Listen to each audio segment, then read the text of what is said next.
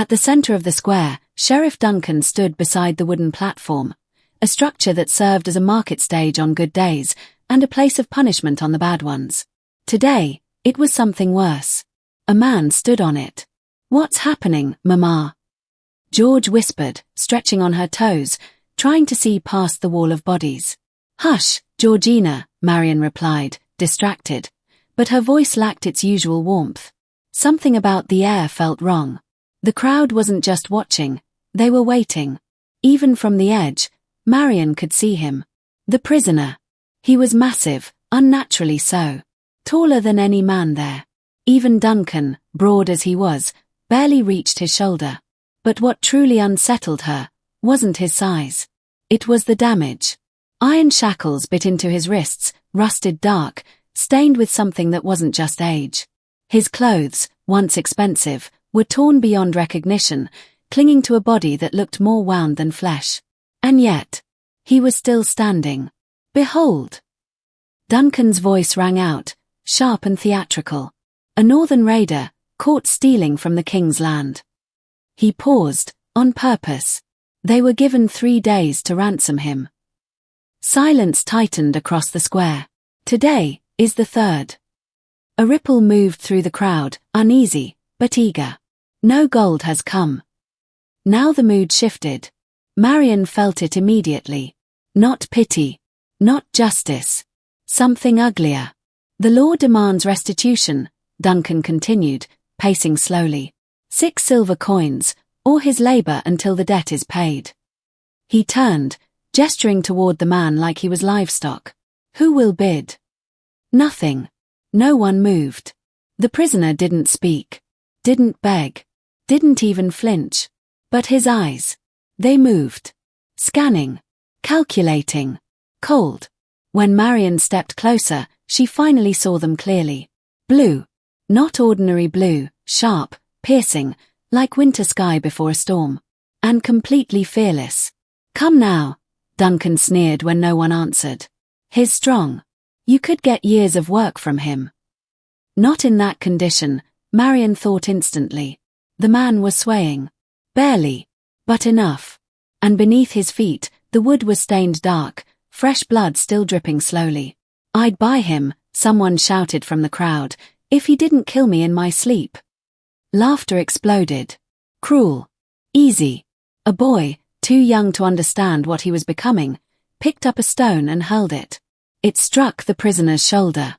This time, he reacted. Just a flinch. But it was enough. The crowd roared. Marion's hands tightened into fists. There was something deeply wrong here. Not the law. The people. Then, his eyes met hers. And in that single moment, everything changed. She expected rage. Or hatred.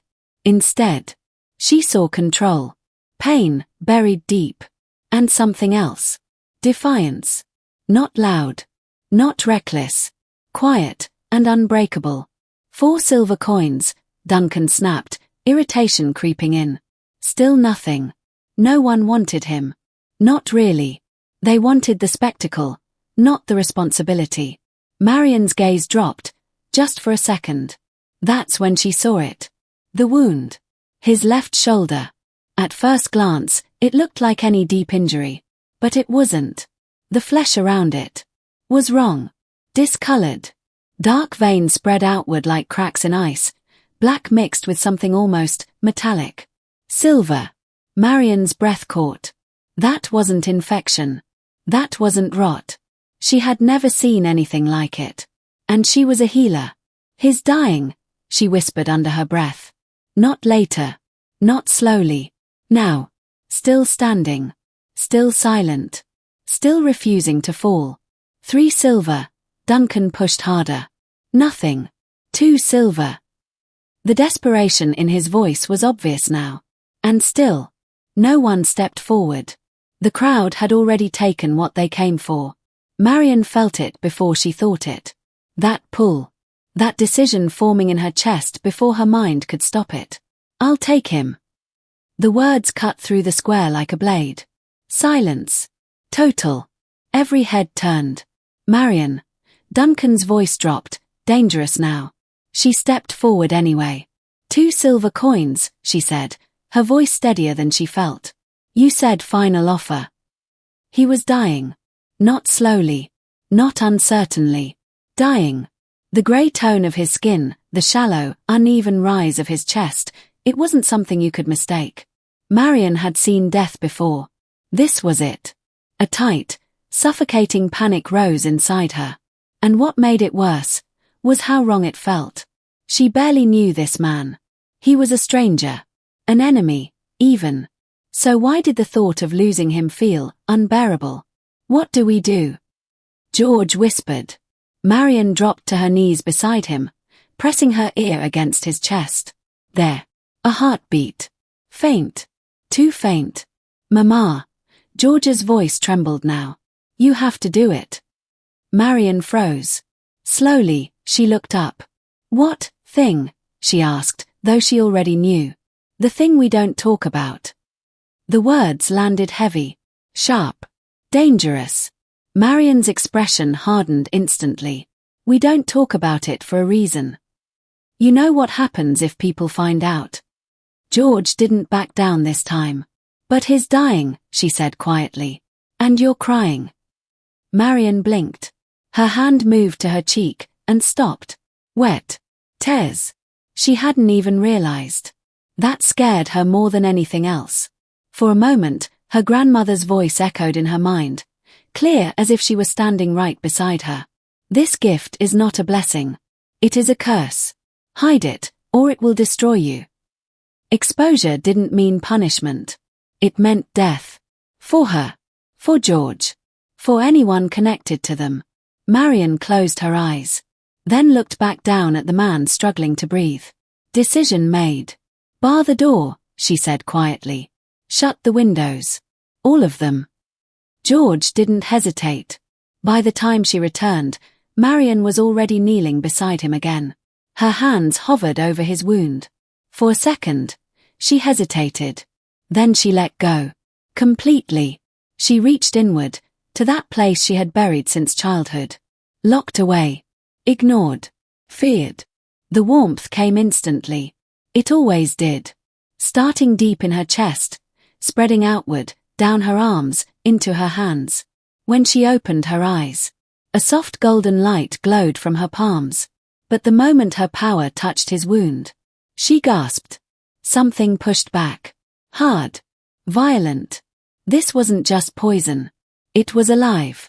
Dark energy twisted beneath his skin, reacting to her touch like it had a will of its own, fighting her, resisting her, trying to consume the very thing meant to heal.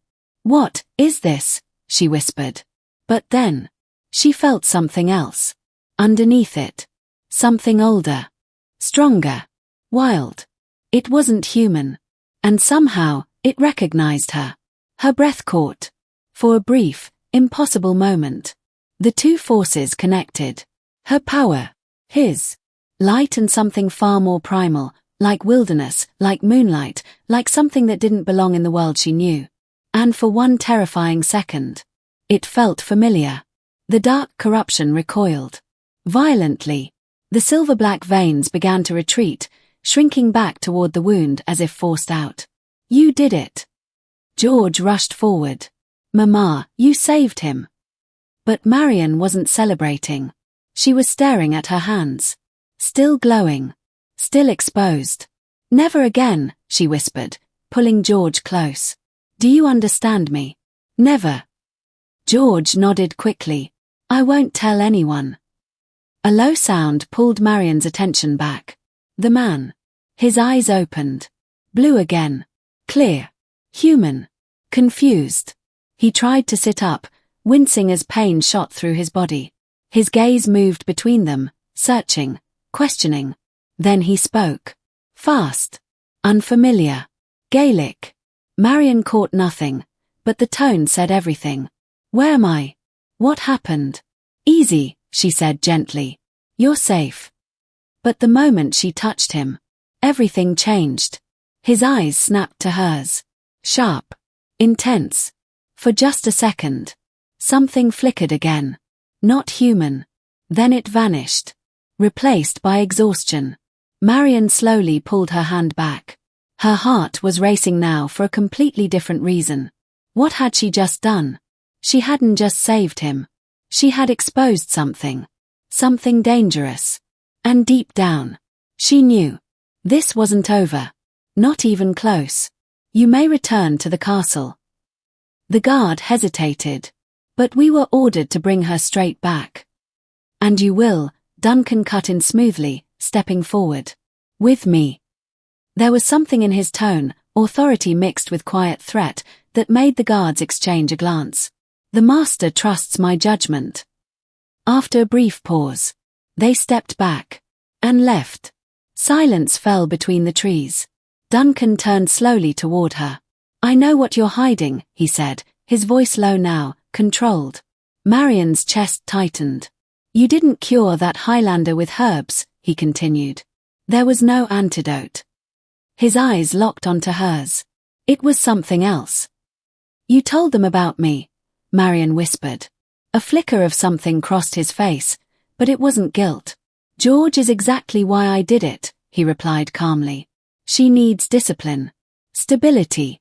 A proper life. Marion backed away, her spine pressing against the rough bark of a tree. You want to help her, she said, her voice shaking with anger. Then leave us alone. Duncan stepped closer. I'm helping you. The apothecary trusts me. Do you know why? Marion frowned, uneasy. Because I've been useful. A pause. Then, I'm the one delivering his poison. The words hit like a physical blow. You, what? I've been spreading it through the Highland territories, Duncan said, almost casually, ensuring it reaches the right targets. Marion's stomach turned. You've been murdering people. I've been serving the crown. He said it without hesitation. Without shame. Then, his tone shifted. Softened. Calculated. But I can protect you. Marion's brows pulled together. How? Duncan smiled. Marry me. The world seemed to stop. Our lands united. Your reputation protected. No more whispers of witchcraft. He stepped closer. George gets a father. You get safety. Marion didn't hesitate. Never. The word came out sharp. Final. Something dark flashed in his eyes. You will. He grabbed her arm hard enough to hurt. You will be my wife, and you'll be grateful. His grip tightened. Who else would take a witch? And then, pain exploded through her body. Sudden. Violent. Unnatural. Marion screamed as her bones felt like they were snapping, reforming, tearing her apart from the inside. Duncan staggered back, releasing her in shock. What is happening to you? A sound cut through the forest. Low. Deep. A growl. Then another. And another. From the trees. They came. Wolves. Dozens of them. Moving with terrifying precision. At their center, a massive silver-grey wolf stepped forward. Its amber eyes locked onto Marion. Not with hunger, but recognition. The one from my dreams, she realized faintly. Duncan reached for his sword, but it was too late. The pack moved as one. Controlled. Relentless. Not animals. Something far more dangerous. Through the haze of pain, Marion watched the great wolf approach her. Closer. Closer. Its form began to shift. Blur. Change. Man and beast folding into one another. And just before darkness claimed her, she understood. It wasn't just a wolf. It was him. Marion woke to voices. Soft. Flowing. Unfamiliar. Gaelic. The sound wrapped around her like water, gentle, but impossible to grasp. Her eyes felt heavy, but she forced them open. Stone walls. A strange room. Not her home. Panic hit instantly. She tried to sit up. Pain shot through her arm, forcing a gasp from her lips. Easy, lass. An older woman sat beside her, calm, steady, working with herbs. You've survived more than most would. Where am I? Marion asked, her voice rough. Castle MacFarland. The words made her freeze. A Highland castle. I'm Morag, clan healer. Marion's thoughts raced. Why would they bring me here? The chief ordered it. Chief. You've been unconscious for 2 days. 2 days. Panic surged again. My daughter, George, she's alone. She's safe, Morag interrupted quickly. Brought here with you. Relief hit so hard it almost hurt. Before Marion could respond, the door opened. Another woman entered, young, noble, tense. She spoke rapidly in Gaelic, clearly agitated. What is she saying? Marion asked. Morag hesitated. She's asking, who bit you? Marion frowned. What? Morag pointed to her neck. One of us did this. Her voice dropped. And that makes it a crime. A crime? Marion repeated. That bite should have killed you. It didn't, Marion snapped. That kind, always does. Before she could argue, the room shifted. Energy changed. Both women straightened immediately. Silent. Respectful. The chief, Morag whispered. The door opened again. A tall figure stepped inside. At first, just a silhouette. Powerful. Commanding. Then he stepped into the light. And everything inside Marion stopped. Ewan. The word barely escaped her lips. The man she had bought. The man who had vanished into the forest. The man with the wolves. Standing before her. Not as a prisoner. But as a king among his people. You're the chief. His blue eyes found hers. And in them. Relief. Raw. Unfiltered. He crossed the room slowly, like she might disappear if he moved too fast. Then he knelt beside her. Took her hand. Carefully. Like she might break. Thank you, Marion whispered. He didn't understand the words. But he understood her. He lifted her hand. Pressed his lips gently against her skin. The same way he had before. For a moment. Nothing else existed. Then, his gaze shifted. To her neck. And everything changed. His face went pale. He spoke, sharp, urgent. Terrified. What is it? Marion asked. Morag answered quietly. He wants to know who marked you. Marion's heart started to race. The bite matters, she asked. Morag nodded. It's not just a wound. It's a claim. Silence. Heavy. Unavoidable. Ewan spoke again, this time softer. Barely a whisper. Morag swallowed. His asking. She hesitated. If it was him. Marion felt her throat tighten. Her fingers touched her neck. Then, she looked at him. And nodded. Yes. Everything broke. Ewan staggered back like he'd been struck. His hands went to his face. His voice, when it came, was shattered. What is he saying? Marion whispered. Morag's voice softened. He remembers fragments, fever dreams. Her eyes lowered. He thought he imagined it. Ewan dropped to his knees beside her. Took her hand again, desperate now. Shaking. His asking for your forgiveness. Marion blinked through her tears. But, I'm fine. Morag didn't soften this time. For now. Silence. Then. That bite should have killed you instantly. Marion's breath caught. But it didn't. Morag met her eyes. And if it doesn't finish what it started.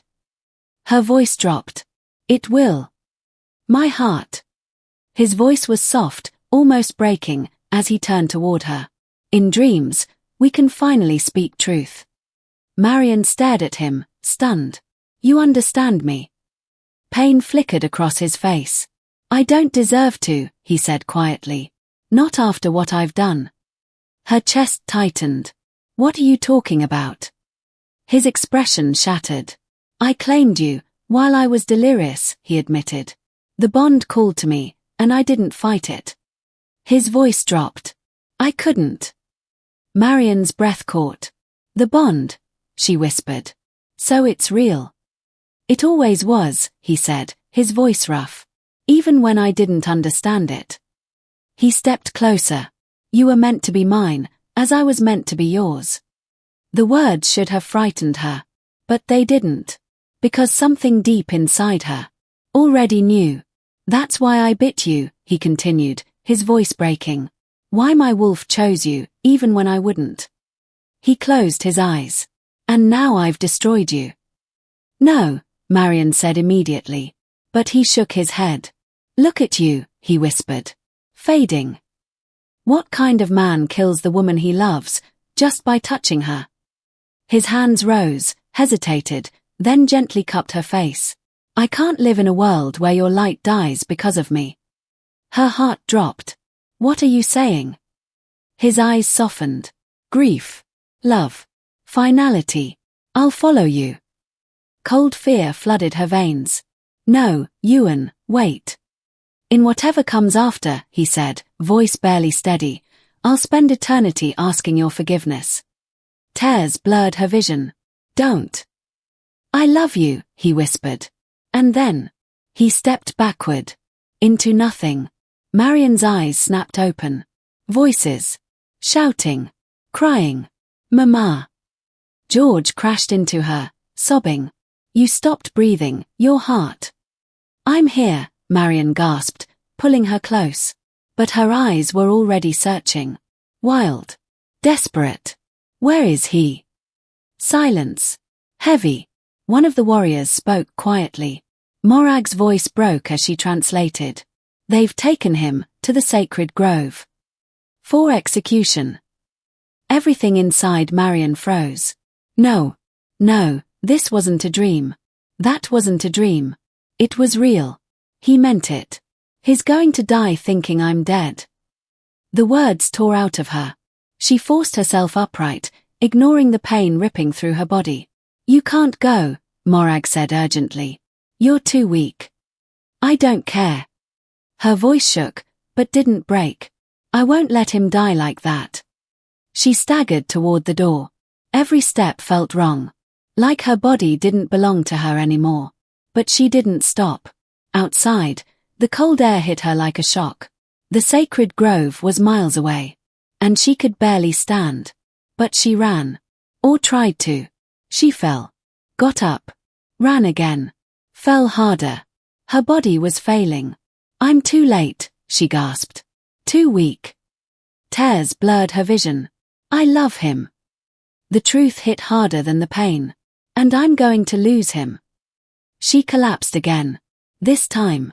She couldn't get up. Her body refused. Empty. Broken. Done. No. The word echoed inside her mind. Stronger than anything before. I won't let him die. Something inside her shifted.